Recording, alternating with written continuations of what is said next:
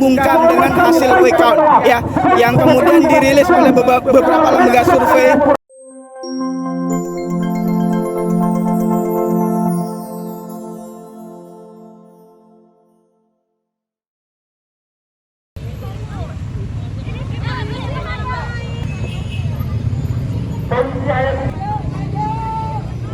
Langsung lurus putusan, lurus, putusan, lurus,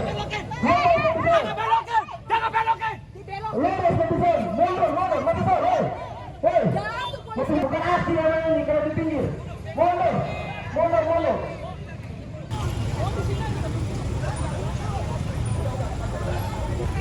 Belakang di sana.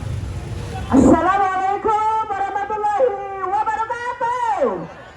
Kami tidak mau bikin ribut. Kami mau keadilan. Kami mau suara kami didengar. Sepanjang saya nyoblos itu buruk dan orang-orangnya masih hidup di sini. Bagaimana kita lihat di medsos? Kami tidak mau punya presiden yang hanya bisa jaga. Mereka yang buat rusak. Ketua KPU itu tidak mampu.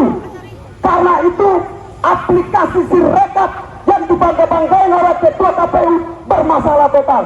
Sudah salah, minta maaf. Apakah minta maaf itu yang menyelesaikan masalah? Kalau pengganti pun tidak mampu. Anda gagal membawa KPU sejujur-jujurnya, tapi ternyata bukan jujur. Kami akan datangi terus. Ini kan rumah kami. Demokrasi Indonesia yang telah diperjuangkan adalah realitas yang sangat menyedihkan. Ini adalah realitas segala bentuk campur tangan. Telah berusia lebih kurang 25 tahun. Kita turut prihatin atas matinya demokrasi yang hadir di sini. Dan baik itu ketidakadilan dan rakyat menolak kecurangan yang ada di KPU, terutama di KPU. Demokrasi kita, Bapak Ibu, tangan ke atas.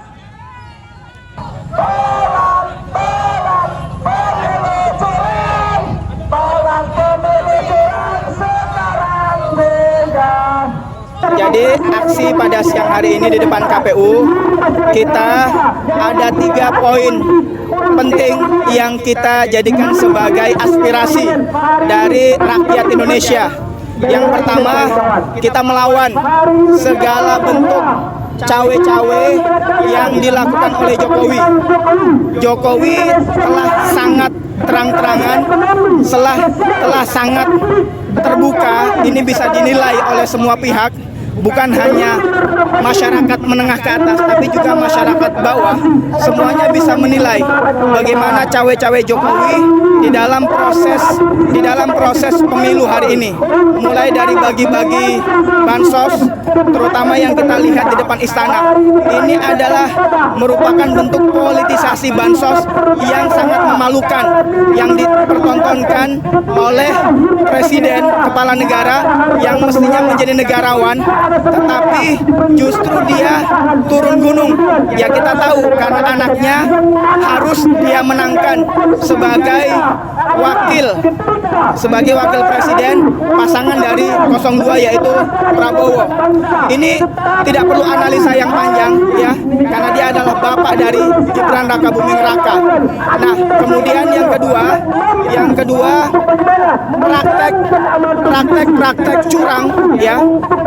Kecurangan, segala bentuk kecurangan yang terjadi dalam proses pemilu ini, kita tidak hanya fokus pada hasil perolehan suara yang dirilis oleh lembaga quick count yang menurut kami itu menyesatkan, tetapi kita juga harus fokus pada proses pemilu ini dari awal sampai sekarang. Ada bagi-bagi susu, bagi-bagi uang, dan itu sangat viral di mana-mana. Ini Bawaslu harus menyikapi ini, jangan didiamkan saja. Dan yang ketiga, saya mengajak kepada seluruh lembaga pendidikan tinggi, institusi perguruan tinggi, para profesor, para doktor, para expert, jangan kemudian bungkam dengan hasil quick count ya, yang kemudian dirilis oleh beberapa lembaga survei yang sebenarnya mereka itu bukan lembaga survei, esensinya adalah konsultan pemenangan, kan gitu. Nah, ini ini yang perlu kita tolak hasil quick count tersebut ya, karena ini akan menggiring opini publik, akan menyesatkan publik. Apalagi kemarin 02 hanya berdasarkan dari quick count dia langsung mendeklarasikan kemenangan.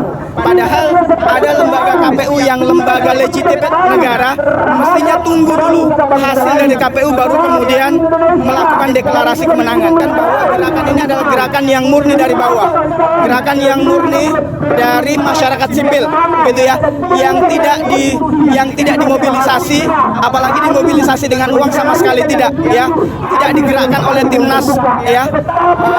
Ini benar-benar murni dari rakyat, dan kita menggunakan atribut-atribut bendera kuning itu menandakan bahwa demokrasi kita hari ini telah mati.